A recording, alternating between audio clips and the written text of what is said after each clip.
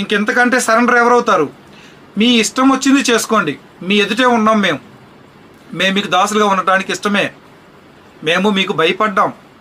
మీ దేవుడు ఖచ్చితంగా ఈ యొక్క దేశాలన్నిటినీ, అంటే అక్కడున్న జాతులన్నిటినీ దేవుడు మీకు అప్పగిస్తాడు.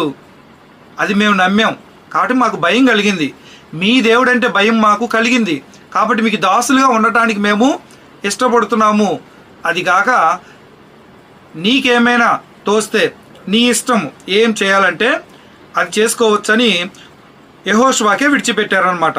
25వ వచనం, కాబట్టి మేము నీ వశముననున్నాము, మాకేమి చేయుట నీ దృష్టికి న్యాయమో, ఏది మంచిదో అదే చేయమని యెహోషువకు ఉత్తరం ఇచ్చింది. కాగా అతడు అలాగు చేసి ఇశ్రాయేలీలు గిబియోనీయులను చంపకుండా వారి చేతుల్లో నుండి విడిపించెను.